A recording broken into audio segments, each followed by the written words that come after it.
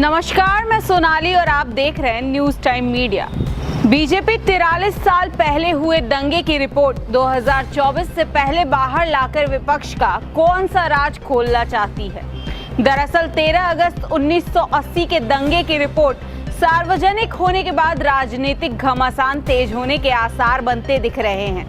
जहां भाजपा हिंदुओं के साथ पीड़ित मुस्लिमों को अपने पक्ष में गोलबंद करने में जुटेगी, वहीं दंगे के लिए जिम्मेदार ठहराए गए मुस्लिम लीग के प्रदेश अध्यक्ष डॉक्टर शमीम कांग्रेस के पूर्व अध्यक्ष राहुल गांधी के लिए मुसीबत बन सकते हैं। ऐसा इसलिए भी क्योंकि अभी हाल ही में राहुल गांधी ने कुछ दिन पहले ही अमेरिका में मुस्लिम लीग को सेक्युलर बताया था। बता दें, मुस्लिम वोट बैंक के सहारे 2024 के चुनाव की वैतरणी पार करने में जुटी सपा, बसपा और कांग्रेस को इन्हें एकजुट करने के लिए अब मशक्कत करनी पड़ सकती है।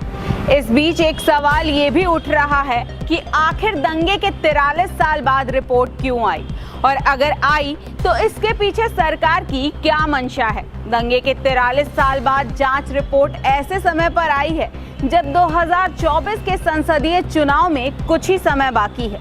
इस वर्ष 12 मई को योगी सरकार के रिपोर्ट सार्वजनिक करने के निर्णय के बाद ही राजनीतिक दलों में इसको लेकर चर्चा तेज हो गई थी, जिसके बाद इसको लेकर सपा सांसदों ने इस निर्णय के औचित्य पर ही सवाल उठा दिया था। लेकिन रिपोर्ट आने के बाद यह स्पष्ट हो गया है कि दंगा सांप्रदायिक न होकर मुस्लिम लीग के नेताओं ने राजनीतिक लाभ लेने के लिए कराया था, और अभी तक सांप्रदायिक दंगे में शामिल होने का आरोप झेल रहे हिंदुओं को क्लीन चिट दे दी गई है। अब क्या इस रिपोर्ट के आने के बाद भाजपा इससे सहानुभूति जुटा सकती है? बता दें, मुस्लिमों में एक पक्ष आरोपियों और दूसरा पक्ष पीड़ितों का बन गया है। लिहाजा हिंदुओं और पीड़ित मुस्लिमों से भाजपा सहानुभूति जुटा सकती है। और अब इसमें कोई शक नहीं है कि मुरादाबाद मंडल भाजपा के लिए चुनौती बन रहा है। रामपुर में 2022 में हुए संसदीय चुनाव के उपचुनाव में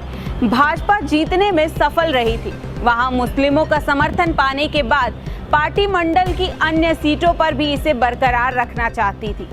ऐसे में दंगे की रिपोर्ट के सहारे भाजपा अपनी राह आसान करना चाहेगी। बता दें, दंगे के मुख्य आरोपी मुस्लिम लीग के नेता हैं।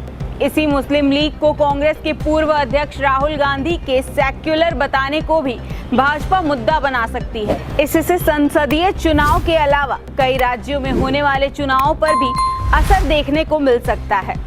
लेकिन आप क्या सोचते हैं कि 43 साल बाद ये रिपोर्ट क्यों आई है, और क्या भाजपा को इससे 2024 में लाभ मिल सकता है लोकसभा के चुनाव में?